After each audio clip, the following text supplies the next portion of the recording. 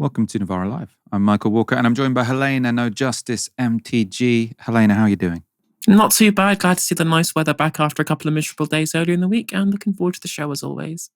I was telling you just before we went live that I walked into a branch yesterday. If I look a little bit rough, that's why. Walking my dog it was raining. It was very disorientating. What are we talking about tonight? I will tell you now. I've got an interview with actually one of my favorite podcasters, Kaiser Kuo. He hosts the Sinica podcast. Brilliant introduction to the politics of China. We're talking to him about the role that AI plays, or the role that China plays, in the AI arms race, and much more. Dominic Cummings has spoken out, suggesting that Nigel Farage could enter number 10 Downing Street after the next election.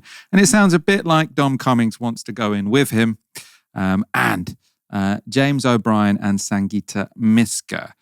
We are going to talk about a dispute between them. Sangita Myska has just released a statement where she calls out James O'Brien for some of the things he's said about her on LBC.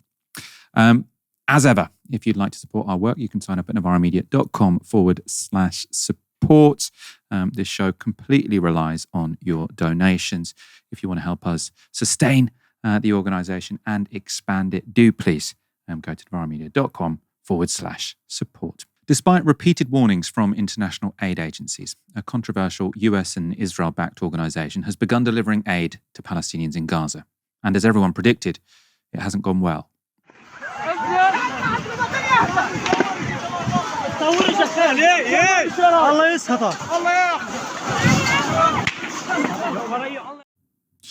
What you saw there were Palestinians fleeing gunfire as Israeli soldiers opened fire on them at the single checkpoint set up for distributing aid. 48 people were injured and at least one person was killed, though some reports list 3 dead. The disaster was completely predictable and completely preventable, but despite multiple warnings from much more experienced aid organizations, the US-based Gaza Humanitarian Foundation went ahead with their plans, backed up by the Israeli military. Earlier this month, satellite imagery showed the Israeli military constructing distributing points in Gaza's southern Rafah area. They were placed at the end of the Morag corridor. That's a recently constructed route from the Israeli border into Rafah.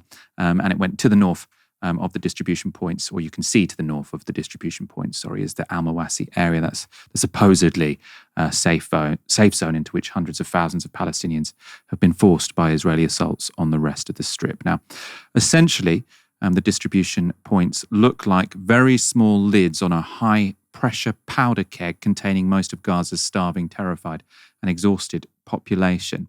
And this image from the Israeli military shows how the centre was supposed to function. It appears that to the right, there's a flattened staging area behind temporary fortifications from which Palestinians would collect their aid, but that would be after queuing in the large areas to the left, penned in by fences and channeled through narrower corridors to the collection zone.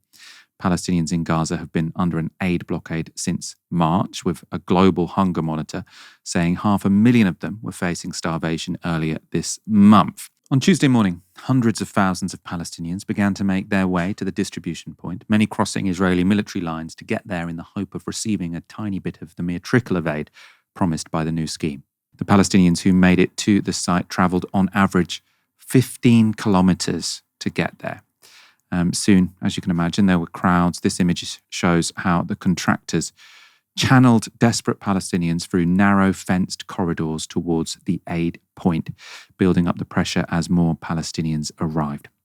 After hours waiting in the scorching sun, people began to push into the corridors, forcing those at the front up against the fences, and then the inevitable happened. Thousands of Palestinians stormed the fences, soon tearing them down and entering the distribution zone, grabbing whatever they could. Soon there were scenes of panic caused by another source, Israeli military gunfire, which caused Palestinians to desperately try to get away from the violence. And according to reports, the US contractors for the Gaza Humanitarian Foundation at that point abandoned their posts, falling behind the Israeli military protecting them. What that meant was that whatever aid did get into Gaza was distributed not to those who needed it most, but to the strongest. Obviously, this is the incredibly chaotic situation that real aid agencies are always so desperately trying to avoid. They gave it to a bunch of amateurs, and this is what happened. UNRWA Chief Philippe Lazzarini has given his assessment of the events. We have seen yesterday The shocking images of hungry people pushing against fences, desperate for food. It was chaotic, undignified, and unsafe. I believe it is a waste of resources and a distraction from atrocities. According to some reports, shooting wasn't the only thing the Israeli military were doing at the distribution centre.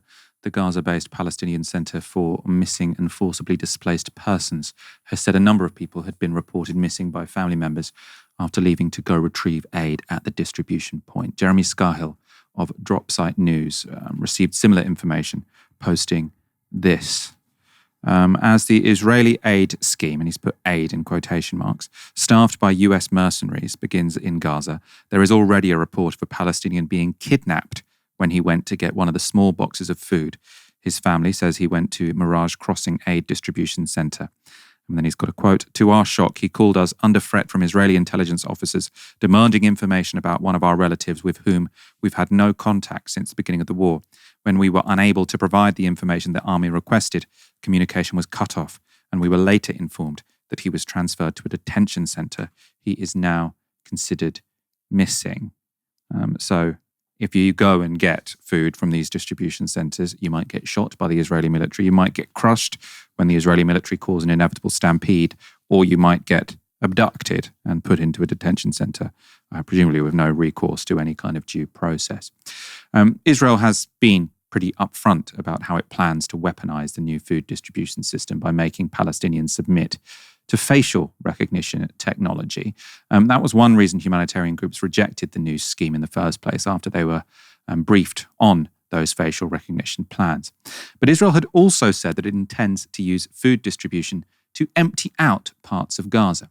In a speech earlier this week, Israeli Prime Minister Benjamin Netanyahu described how full humanitarian aid would eventually be given to Palestinians who moved to what he called a sterile zone.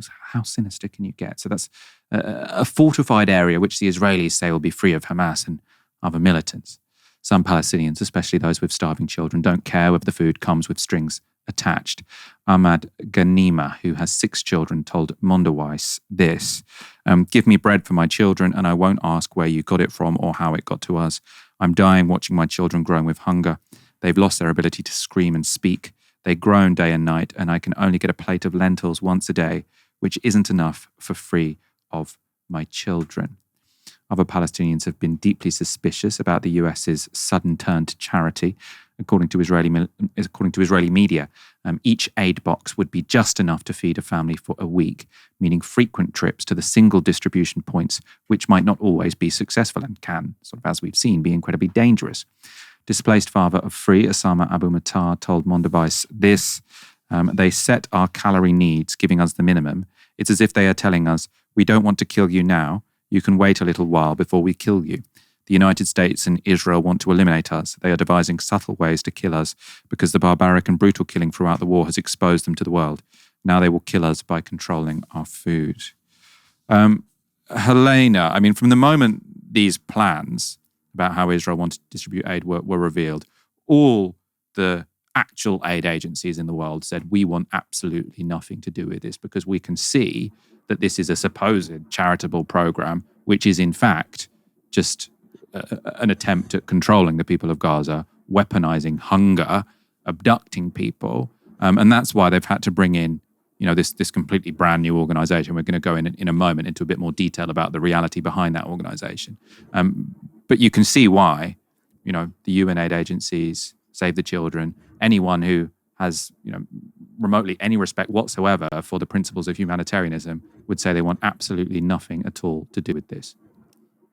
Well, exactly. This was always going to be the case. I mean, Israel has long used controlling the food that goes into Gaza Strip, especially as a means of controlling the population. When historically statements like putting the Palestinians on a diet have been said by Israeli government ministers, we have had things as silly as cookies being banned in their entry into the Gaza Strip because of claims they might be used to manufacture Qassam rocket fuel. And broadly, we have seen the culmination of this over the last month and a bit with regards to the ongoing siege and blockade of food and aid into Gaza up at this point. This is just another episode in the long line of using food as a weapon of war during the continual occupation of Gaza and, of course, Palestine more broadly. Now, this was inevitable specifically because they obviously would have known that the reality of starving a civilian population deliberately, that was obviously one of the main kind of premises with which Netanyahu and Yoav Gallant were handed down their prosecution orders by the International Criminal Court, was because they were using starvation and food deprivation as a method of warfare. And obviously, when you have a very starved and hungry population, they are going to be far less likely to be orderly when they are presented with what meager food is available.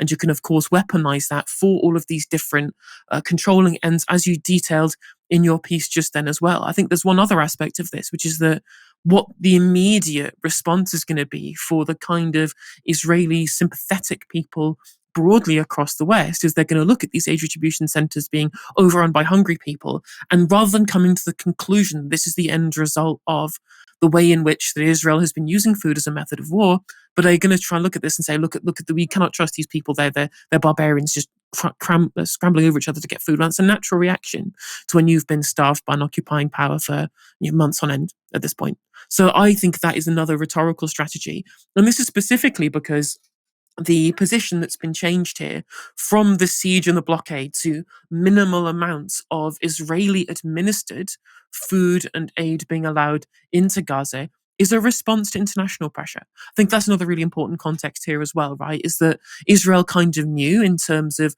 not just the fact that there are now kind of voices on the left that have been calling this what it is for a very, very long time, but we have seen, especially in the Western press and in America, and Germany, the biggest backers of Israel, we have seen this kind of instant shift of the past month or so, when they've been explicit in their desire to ethnically cleanse Gaza, and explicit to try and starve out the population in Gaza as well, to try and force them to be expelled from the territory. We have seen previously very sympathetic media organizations and politicians turn and about face on their relationship with Israel. Of course, we'd seen the kind of very weak statement being made by Star McCartney and Macron that was last week, I believe.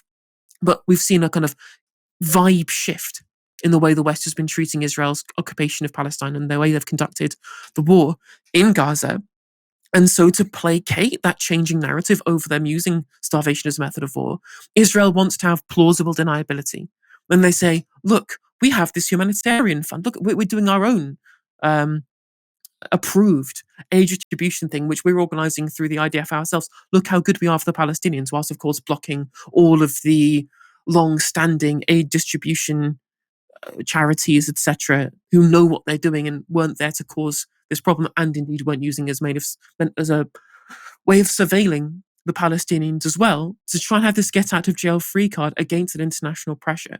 But I mean, at the very least, it is worth saying that this means that at any point before now, any of the Western nations that had been backing Israel to the hilt up to this point could have turned off the taps when it came to diplomatic relationships with Israel.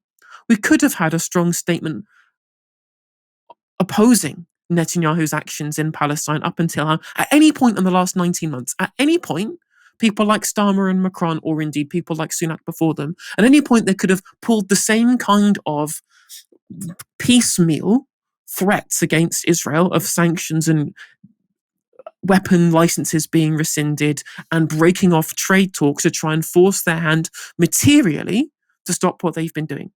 They did kind of a small amount of rhetorical pushback with no actual material pushback. And even the slight material pushback has forced Israel to at least change somewhat of their policy. Imagine what this would have been like if they'd been stronger earlier. I mean, let's look into more detail at the organisation, which has been contracted to, I suppose, manufacture these horrific scenes we've seen over the past 24 hours. So it's the Gaza Humanitarian Foundation. That's the name of the organisation working with Netanyahu to distribute very limited aid in Gaza in humiliating conditions. Now, every professional aid organisation in the world has refused to work with them, fearing they are either willfully or blindly helping the Israelis to weaponise aid. Who, though, is behind the organisation, and who are the contractors working for them? Well, the answer is it's hard to say. So it has no website, and its entire mission is summed up in a 14-page PDF document, and there is no trace of where it gets its money from. Set up in February of this year, it was founded not in the US, but in Switzerland by one Armenian individual and with no link to humanitarian work. So the FT reports that former British Prime Minister Tony Blair is one of its informal advisors. That makes sense. On its board, it lists former World Central Kitchen CEO Nate Mook. But this is significant. He's denied any involvement, right? Until recently, its executive director was Jake Woods. He's a former Marine and advocate for US veterans. However, earlier this week, Woods resigned, saying this: "I am proud of the work I oversaw, including developing a pragmatic plan that could feed hungry people, address security concerns about diversion, and complement the work of long-standing NGOs in Gaza. However, it is clear that it is not possible to implement this plan while also strictly adhering to the humanitarian principles of humanity, neutrality, impartiality, and independence, which I will not abandon." This is really significant. This organization, the Gaza Humanitarian Fund, they have they've lied about, it seems like they've lied about who's on their board. Any existing aid organization has said, we don't want to work with them because this is a sham. And the guy that they presumably handpicked to run the organization, he himself has resigned. And there's no sort of significant suggestion that he's from a humanitarian background anyway. So they've got these random people to run this organization. And even these people think it's too messed up to have any part in whatsoever. The plan obviously was to distribute aid in Gaza via a private organization, and using small hubs of a limited number is not new. Israeli officials began discussing it as early as 2023 and soon involved a man called Philip F. Riley. So Riley is a former senior CIA operative who runs an organization called Safe Reach Solutions, which is providing security to the Gaza Humanitarian Foundation. I think I said Gaza Humanitarian Fund before, didn't I? Gaza Humanitarian Foundation. Now, this is how the New York Times describes Riley. As a young CIA operative in the 1980s, Mr. Riley had helped to train the Contras, right-wing militias fighting Nicaragua's Marxist government, according to a 2022 podcast interview. 2 decades later, he was one of the first US agents to land in Afghanistan after the September 11th attacks. That's according to the interview. He became the CIA station chief in Kabul, then left to work as a private security expert for groups including Orbis, a Virginia-based consulting firm. Now, according to the New York Times, former spy Riley is also behind the US registration for, you guessed it, the Gaza Humanitarian Foundation. And there is a second group working with Gaza Humanitarian Foundation in Gaza. And that group was only set up in 2023. It's called UG Solutions. It's already providing private security contractors, mercenaries, basically, to Israel. And this is costing $1,100 a day, plus a $10,000 deposit each. The former soldiers here are being used to patrol a checkpoint in Gaza's Netzarim corridor.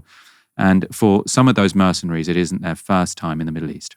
عشان سلامتكم عايشكم تروح والله الناس بارك الله فيك الله انت زلمه اصيل من بالله تطلع بعد نوافل الا ما تروحوا تطلعات عليكم So that was an American mercenary. Apparently there he's speaking an Iraqi dialect Arabic. So he's speaking, as you saw there, to a Palestinian behind a fence. Now, no prizes for guessing which other American imperialist adventure he was likely involved in.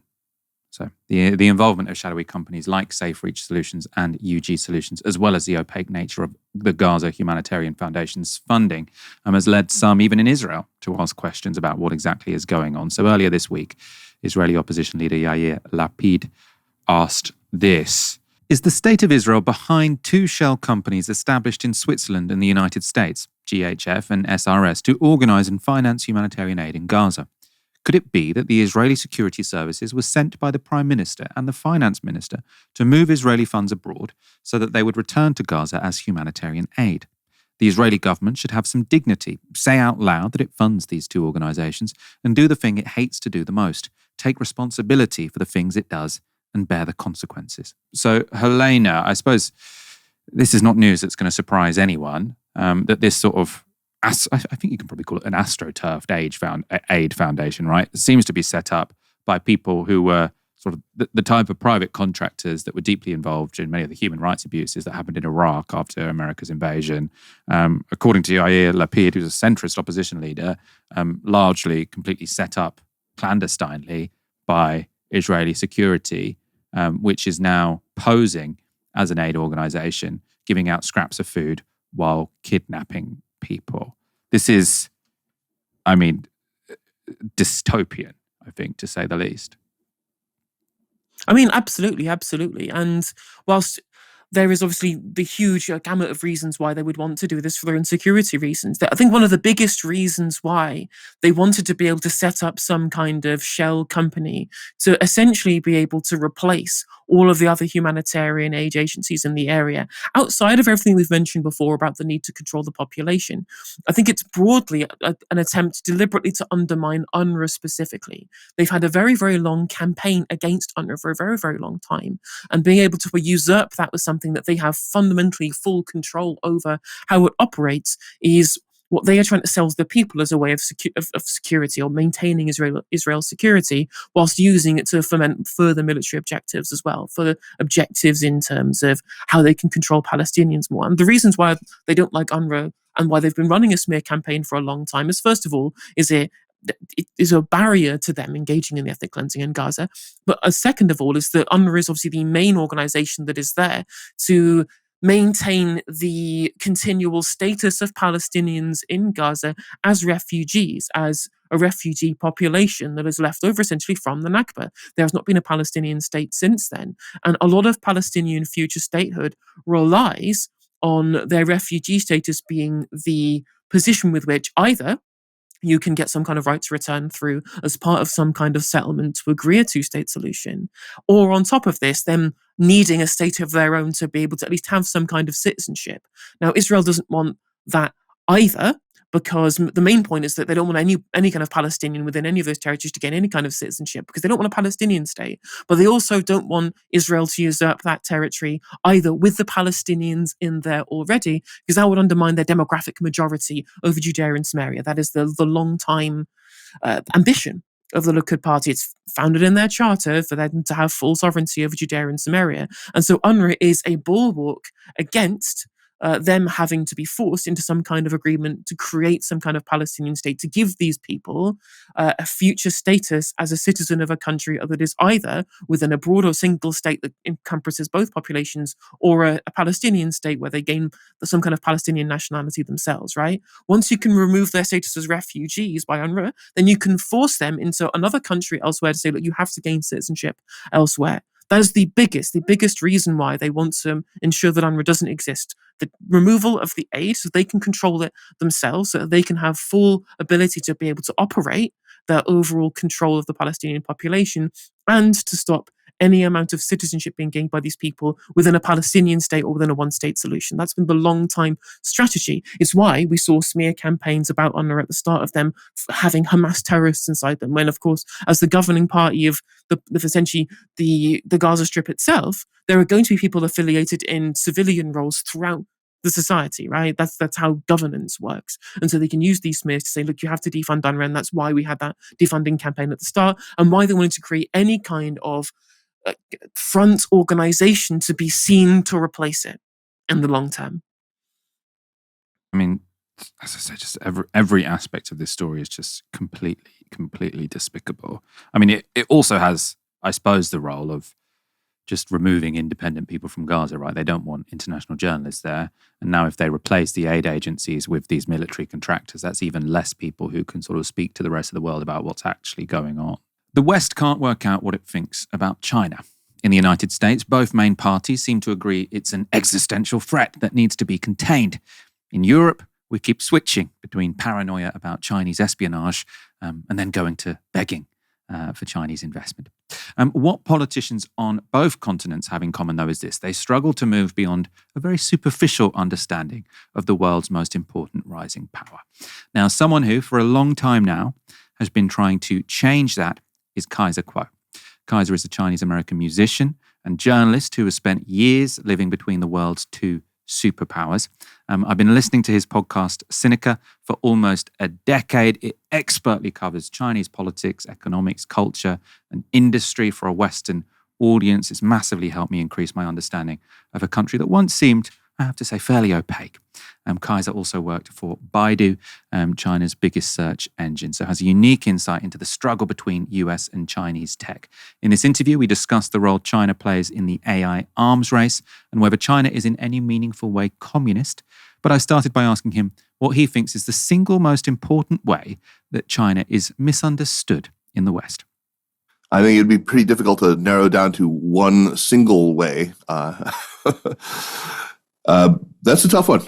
I think that if I have just sort of gone to my head, I would say that it's a failure to appreciate the rapidity at which China has advanced. It's this tendency to see China in its moment right now with its gleaming forests of skyscrapers and its amazing high-speed rail, and not to contextualize that, to realize that the advance has been so incredibly fast and headlong. And that's disorienting, I think, not just for Westerners, but for the Chinese people themselves. And I think there's a lack of appreciation for that. And I suppose, could you expand on that? So I suppose that, what you're speaking to there is just the pace of development. What took sort of a couple of centuries in the West has taken a couple of decades in China. But sort of, what do you think are the implications of that is, or that people in the West need to sort of pay more attention to, let's say? Yeah, I think there are at least three things that you could draw from that, and that I think will take you pretty far to understand the Chinese mentality. I mean, for one, across 40-odd years, there have been dislocations, there have been, rough spots for sure, 1989, for example, but by and large, most Chinese people would say that they've seen their lives markedly improve. Then that would include the expansion of personal liberties, indeed, which I think a lot of people would probably find surprising. But in these last years, they've seen a government take the country through some very difficult times historically, and has come out largely unscathed. In fact, it has benefited. We've seen, the lifting of 800, whatever number of hundreds of millions of people out of poverty and all of that stuff that you've heard. That sounds cliche. I mean, you've heard it so many times, but it's true. It's part of their actual lived experience. And that has given them a kind of confidence in the competence of the state to actually steer the ship. The second thing that it's done, and I think this is really quite important, is that they have seen their lives improve basically rapidly again in lockstep with the improvement of technology.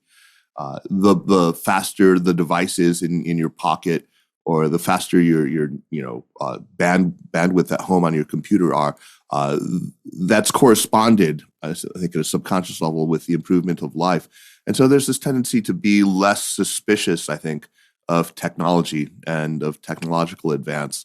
I think maybe third and possibly most importantly, it's just given them a sense of recovery, of dignity that they attribute in part, again, to the state and to its stewardship.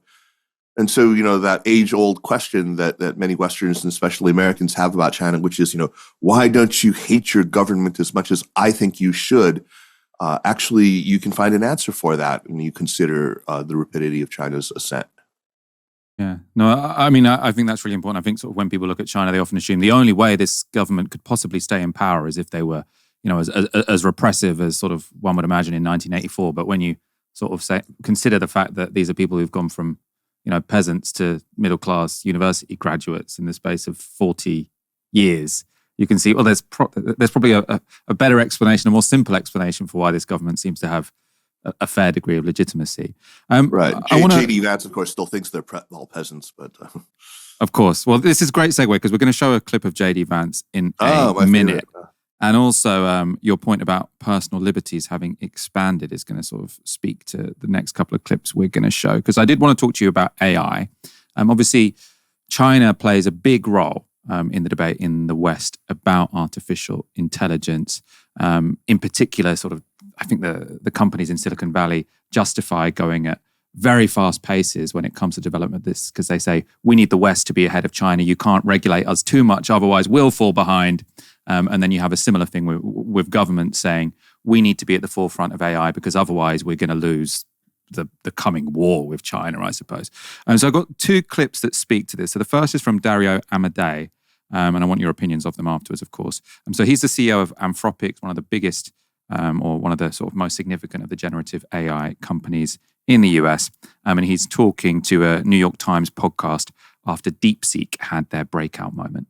Yeah, so I think this is less about commercial competition, right? I worry less about DeepSeek from a commercial competition perspective. I worry more about them from a national competition and national security perspective. I think where I'm coming from here is, we look at the state of the world, and we have these autocracies like China and Russia.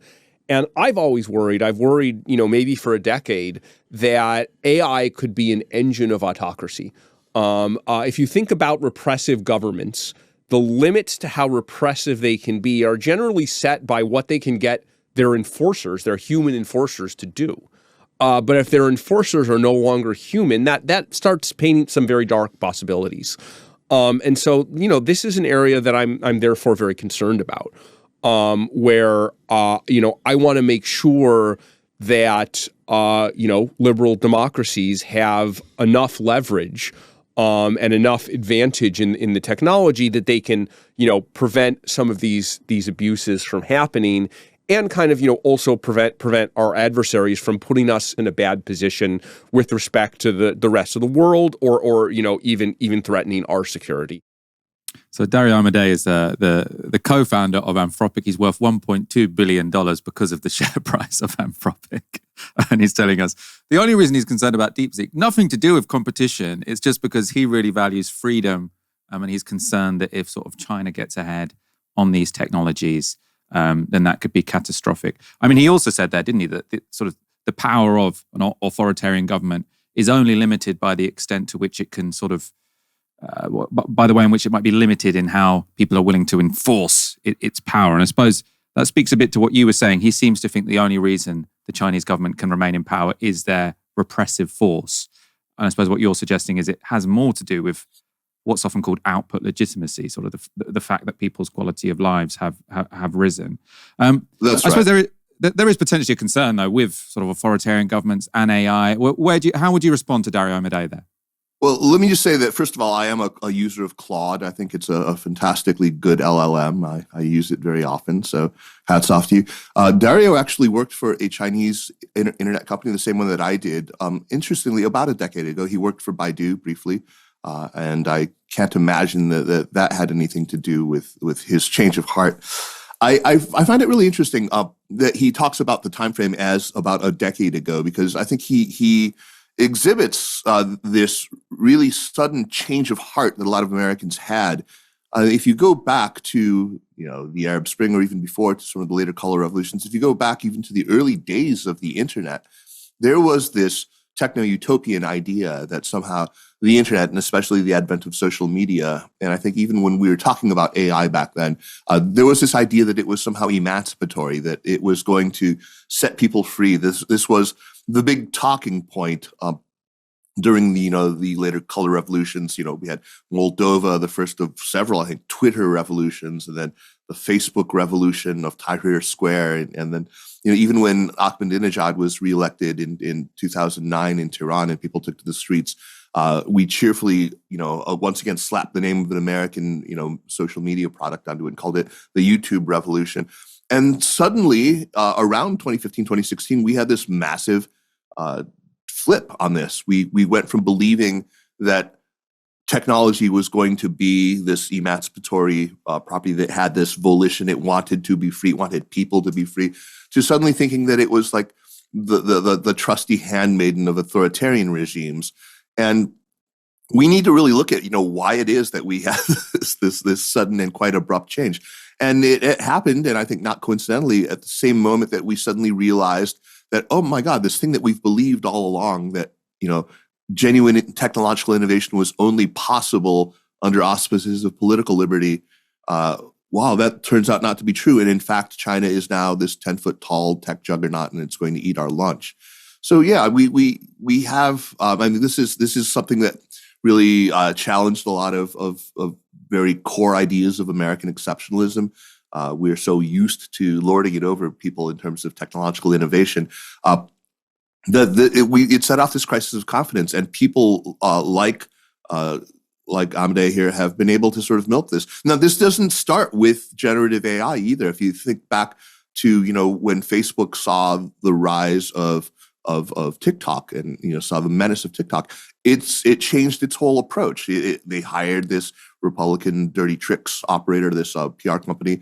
We've seen the book. We know exactly what they're supposed to do. They're supposed to pivot to talk about China all the time, anytime their fundraising is challenged. So we know what they've tried to do now is to sort of introduce a black hat into the narrative and to just make it all about China. And again, it's not just about technology. I mean, we can't build a bridge or a highway or fill potholes in this country without making it some way about beating China. And they're going to be super impressed when they see how well they filled in the potholes on my street. That was the first 10 minutes of my interview with Kaiser Kuo. We spoke for about half an hour. We'll be putting that out tomorrow, where we discuss whether China is communist and whether China was sort of, in the end, better at social media than the West, sort of linking to the conversation Aaron had with Jonathan Haidt.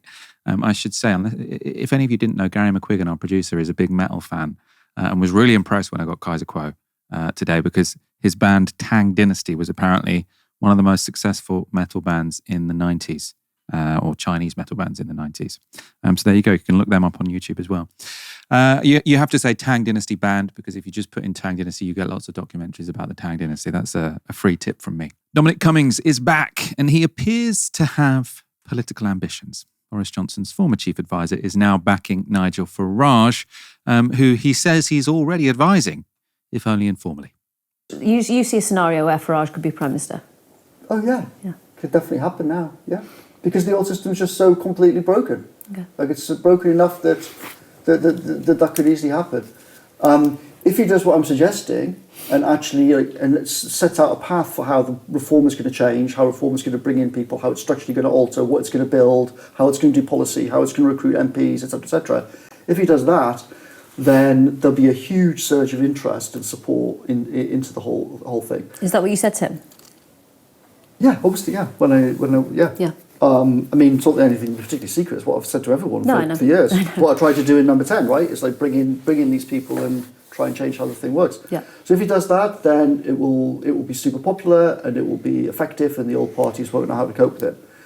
If he doesn't, can I just ask you? Did he seem like he was kind of listening? Yeah, I mean. Yeah. Okay. It's slightly Groundhog Day, isn't there? So this is Dominic Cummings, who thinks he's kind of like one of the smartest men in the country, at least when it comes to politics. He seems to think he's more incisive than anyone else. And he, again, he's found this figure who has a way of speaking to the public, and he wants to be the power behind the throne. So he's sort of saying, Nigel Farage, he's got this connection to people, reform are doing okay, but he needs someone, I don't know, maybe like me, who could make it all work, who could make it all make sense.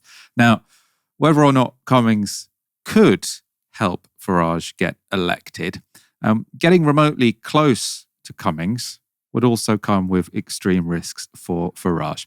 And in that very same interview we just showed you with Sky, Cummings explained how he had already turned on his former ally. He just started completely lying about everything and rewriting history, and then a lot of the media just kind of went along with it. That was bad.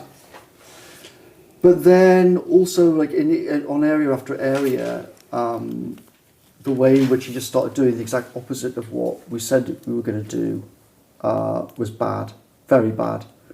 And so, me and a few other people said, okay, like, as you asked before about questions of responsibility, like, we put this guy in there with the 2019 election.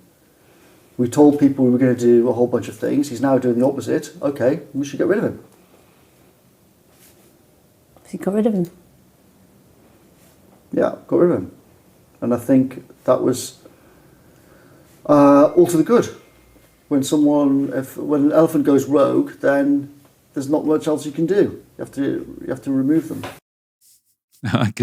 I could just so imagine. Well, I can't, because I think that Nigel Farage isn't going to trust him. But sort of say we do go into this scenario where Farage says, you know what, I do need a genius behind the throne who can sort of organise the party and come up with policies. I'm going to go with Cummings. I can just imagine Cummings sort of helping Farage with the campaign, working in Number 10, and then once again falling out with his boss, who is a very venal, self-serving egotist, and saying, oh yeah, I got him elected, but now I have to bring him down, right? I just feel like we're going to go round and round and round and round with Cummings latching on to people who have some sort of charisma, connection to the public, trying to mold them into his image, then falling out with them, then trying to get rid of them. And it's over and over again, and we just have to suffer through all of it. Cummings sort of talked about the Conservative Party in more general terms. This is the last clip we're going to show you before sort of discussing the intervention. Cummings did predict in the interview Badenoch wouldn't last long as Tory leader. He said he already knew of people organising to get rid of her, not particularly surprising. He did, though, suggest that for the Tory party, it might already be too late.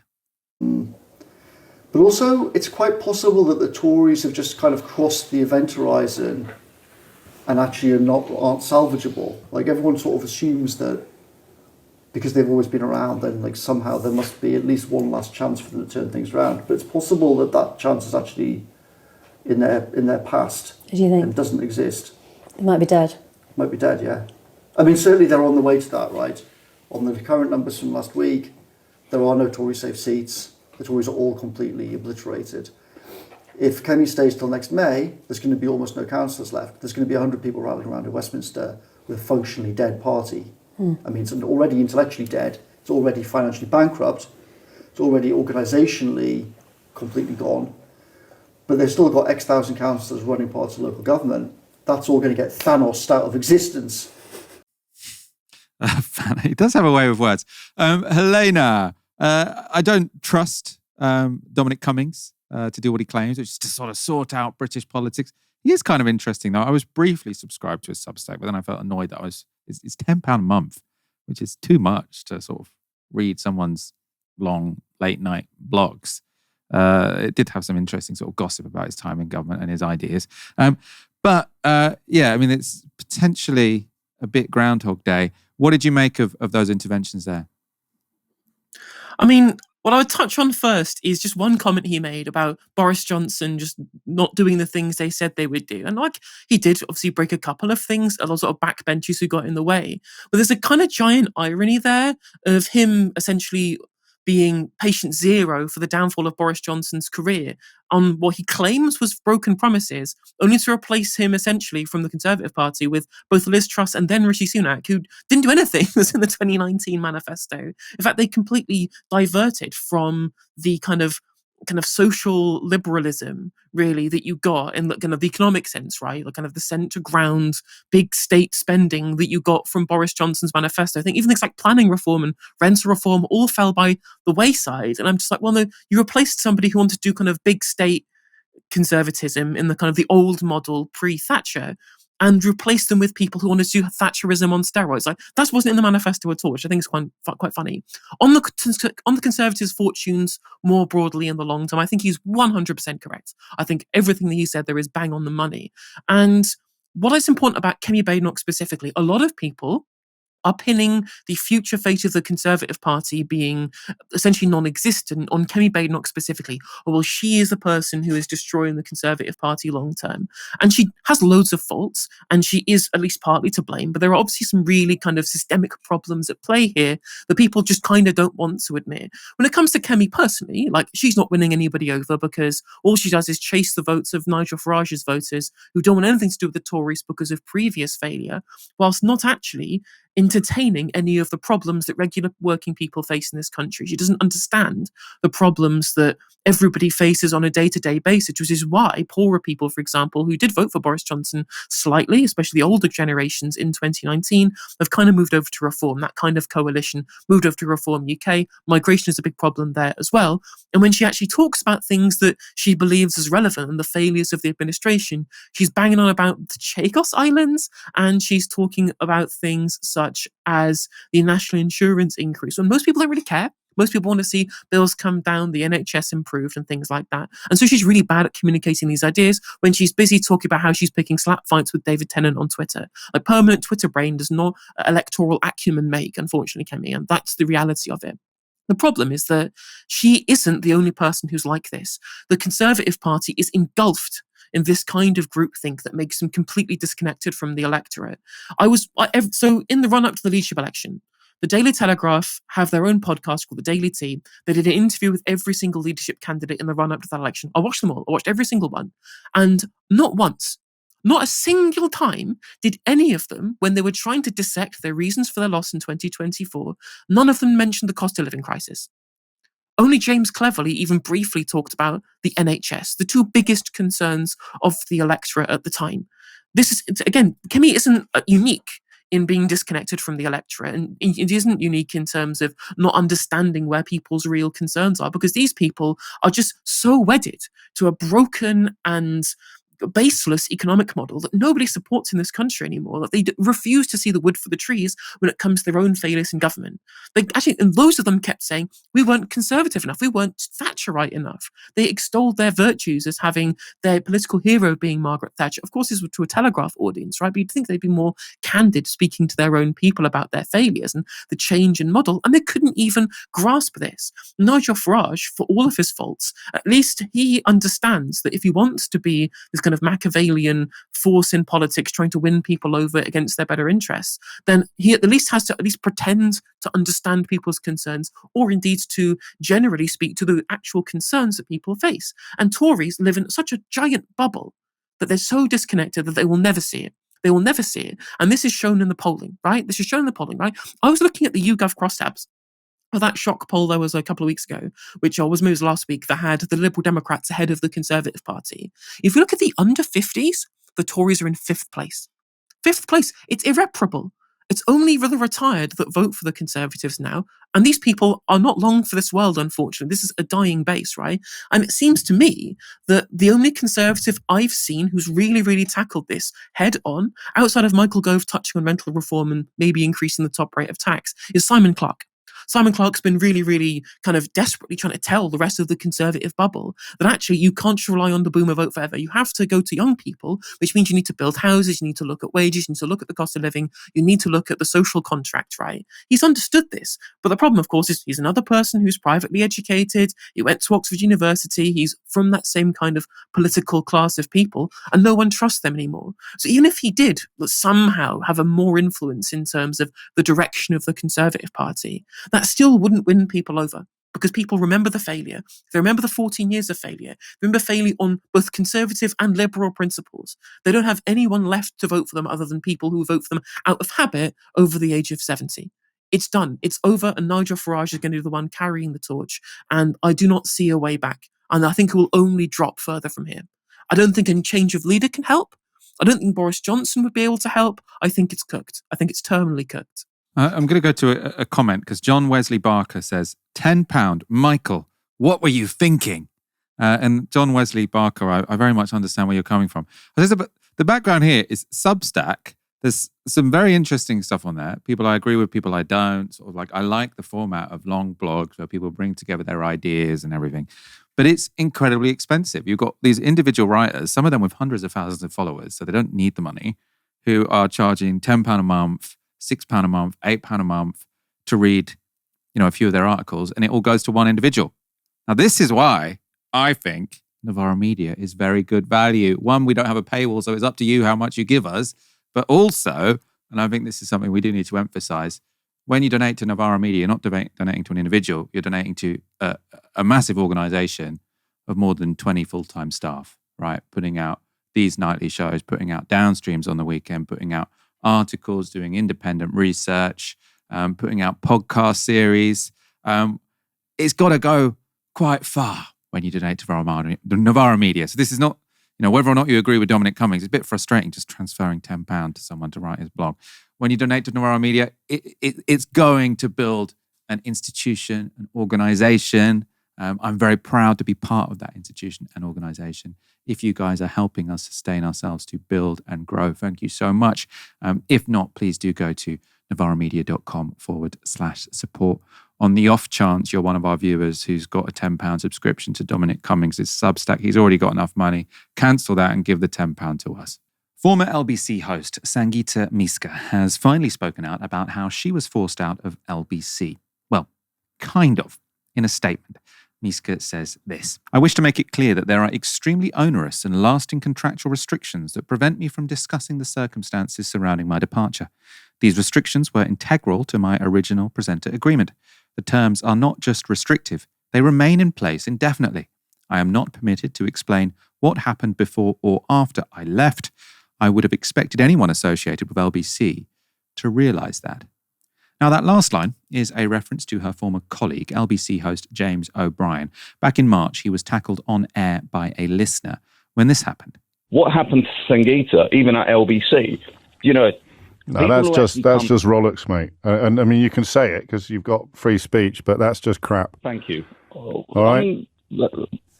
We all sit in. I'll tell you something, because it bores me rigid. This, and I can't believe that certain people have allowed this lie to be perpetuated. We sit in a room every 3 months. Every single person that works here, we sit in a room every 3 months. They show us graphs of how our program is performing. Right? Everybody knows when someone's vulnerable. And it's not the graph of what audience you inherit when you come on air. It's a graph of how your audience falls or rises during the duration of your program. Every single person in this building sits in that room and watches a graph for every single program every 3 months. All right? I don't want to get off topic. No, you said it. You can't backtrack now, mate. You have decided you have decided to believe something that isn't true, and the only person that can prove to you that it isn't true has decided to stay silent and allow people like you to believe slurs and anti-Semitic conspiracy theories about her former colleagues. So I didn't make an anti-Semitic slur or anything. Yes, you are. You're claiming that someone has been censored or silenced when they haven't. But that's not anti-Semitic. How's that anti-Semitic? That in itself is what's wrong with everything. Okay, mate.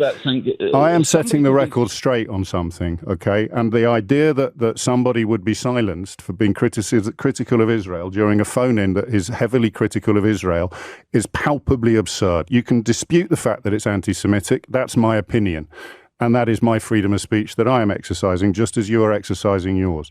But if you choose to come on this program and tell lies about every single one of my colleagues, I will push back, okay? And that is what you are doing. I sympathize with you because the lies have been deliberately allowed to fester by somebody who can only answer for their own conduct.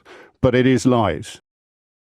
So that was a pretty wild statement from James O'Brien there. So someone suggesting that Sangita Myska lost her job after discussing Israel. He says that's a anti-Semitic conspiracy theory. Now, we know lots of people who definitely have lost their job after speaking out against Israel. Mehdi Hassan, one of them, lost his job from MSNBC. Brianna Joy Gray from The Hill.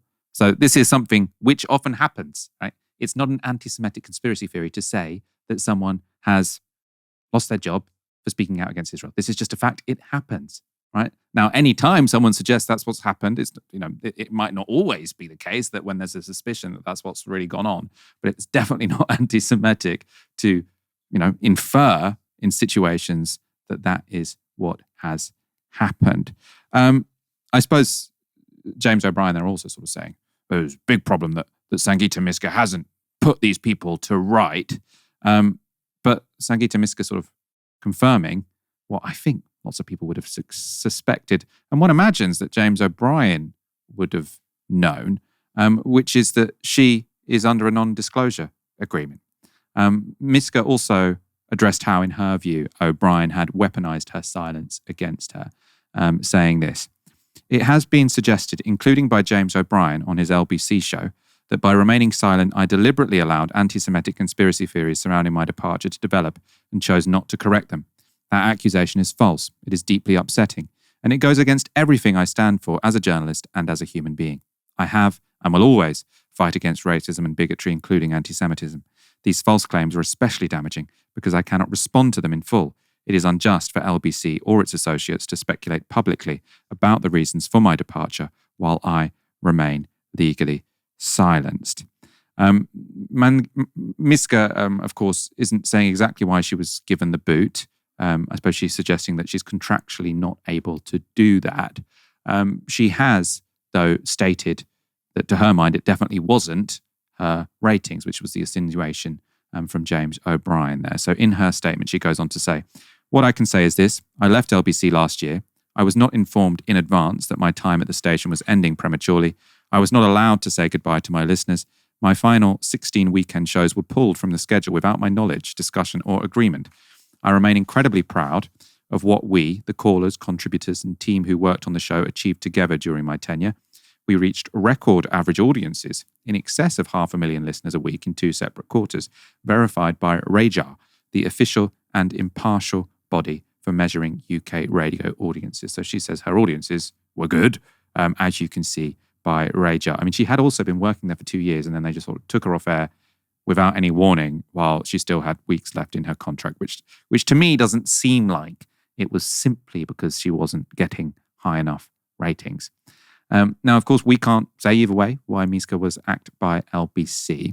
But what we can do is show you what happened live on air just days before she disappeared from the airwaves. So this interview took place in the context of Iran launching a retaliatory airstrike on Israel last April. Israeli spokesperson Avi Hyman appeared on Myska's show when this happened.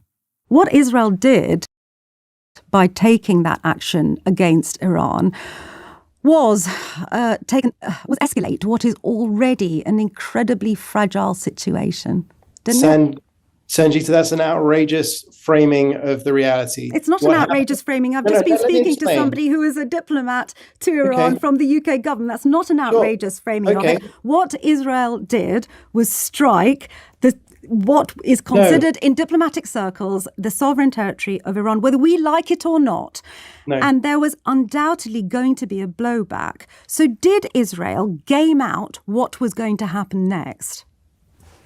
Firstly, I'm not going to speak directly to that strike. What I can say definitively, and this is why it's outrageous, I can say definitively is that wasn't an embassy, it wasn't a consulate, it wasn't any type of diplomatic mission. It's been widely reported as that. Because that's what Iran says. Because that's what Iran says. So would you like to copy and paste? Are you suggesting every single news organization in the world has got that wrong? So you make up your own mind. You've been working there for 2 years, suddenly taken off air with 16 weeks left of her contract. Was it, as James O'Brien says, because her ratings weren't good enough? She says the publicly available rating shows she was doing quite well. Or was it because she was outspoken when it came to Israel? Let's also show you something that Sangita Myska posted on Instagram before she published the statement which we read to you at the start of this segment. It's by the Scottish poet Charles Mackay, and he says, or Mackay, sorry, "You have no enemies, you say. Alas, my friend, the boast is poor. He who has mingled in the fray of duty that the brave endure must have foes. If you have none, small is the work that you have done. You've hit no traitor on the hip, you've dashed no cup from perjured lip. You've never turned the wrong to right, you've been a coward in the fight." Helena, what do you make of this? I mean, I suppose it was an attempted dressing down, wasn't it, from James O'Brien of his audience member, suggesting that the audience member was being anti-Semitic, which, to be honest, the person who'd called into James O'Brien very sort of, I think, effectively rebutted. But what do you make of this row? I mean, the first insinuation there that somehow it is an anti-Semitic conspiracy theory to say that someone would be removed from their post as a journalist for being too critical of Israel. Well, first of all, that is trying to make some kind of connection between the international Jewish community and Israel itself, which is, of course, kind of pernicious. And I would call that an anti-Semitic kind of trope to try and draw these things as being equivalent, right? You can always be critical of the meddling of Israeli operatives and of Israeli lobbyists within huge parts of foreign countries and foreign governments, and of course within foreign media. This has been widely reported on from places like the Classified UK. We had a former IDF general, Aviv Kohavi, going around media institutions lobbying for the Israeli government narrative, during this conflict, right? With places like the FT and the Guardian and the BBC and indeed Sky News and the Foreign Secretary himself. So we've already had people speaking to other media organizations on behalf of the Israeli government to try and ensure that they get some kind of pro-Israeli coverage, to try and foment the kind of Hasbara narrative in terms of the way in which that they report the conflict in Gaza, right? So that's already been something that's happened. Now, I'm not saying that's happened in LBC. I've not seen reporting that's shown that specifically happened.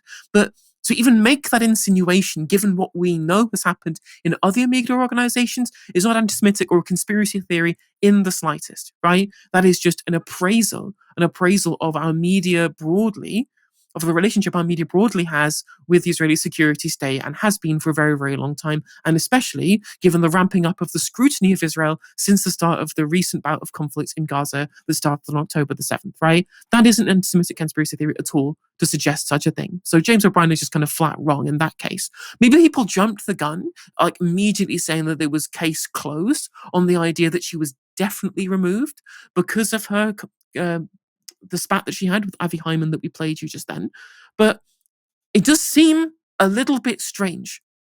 If you're going to have some kind of performance review, which would take you off the air because of poor ratings and poor figures, you'd expect that to have happened at the end of a contract with a broad and full appraisal of what your figures were like over that period, regardless of whether you think that the figures that she did have were enough that she should have kept her show on air. Like, people have been comparing her to a replacement, which is Vanessa Feltz, but they're in different time slots. Is it the same over the course of the whole program? And does that correspond to similar amounts of viewers that would be had in that slot as it is right now? I don't know. I've not seen LBC's overall internal figures to be able to give you a full appraisal of that. But you'd expect some kind of performance review related sacking, essentially, would have been done at the end of a contract period once you had all that information. The fact that it was done so immediately, where, actual kind of penciled in dates where she would be presenting LBC had been scrubbed off the record completely overnight, with no ability to be able to say goodbye to her audience, and indeed it all happening directly after that incident,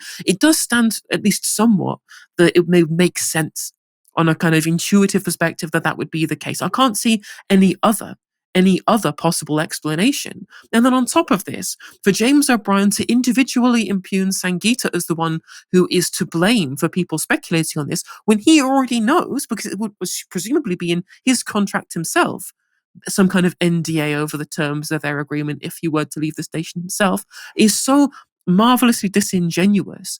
And especially since that he himself has been somebody who has had loads of accusations levied at him for being anti-Semitic personally for his growing criticism of Israel too. You'd think that it would give him at least some pause for thought over the relationship between the media and the narrative over the conflict between Israel and Gaza, that he might want to stop and think about the accusation that he makes towards the audience and the people who speculated over this sacking, and indeed Sangita's response herself, given what we know about her NDA and given what we've seen in terms of the response to his own coverage of the conflict. So broadly, a pretty poor showing from James, and I think I think he should apologise to Sangita about the way in which he's tried to impugn her specifically, when again she does not have any power to speak her mind on this issue. I think a very fair appraisal, and people in the comments saying we should employ Sangita Myska. I'd love to get her in at Novara. Someone else saying we should employ Gary Lineker. I'm not sure we can afford Gary Lineker, but it would be great to try and get Sangita on as a co-host one day. Helena, thank you so much for joining me this evening. A pleasure as always. Absolutely, absolute pleasure. You gave me an excuse to rant about the Tories, and I absolutely took it. So thank you very much, as always. Yeah, a very good rant, and a very fair rant about James O'Brien, I thought, as well. For all of you watching, thank you for tuning in. Check out tomorrow the rest of my interview with Kaiser Kuo. I found it so interesting. I hope you will too. And then come back tomorrow for another live stream from 6 p.m. For now, you've been watching Novara Media. Good night.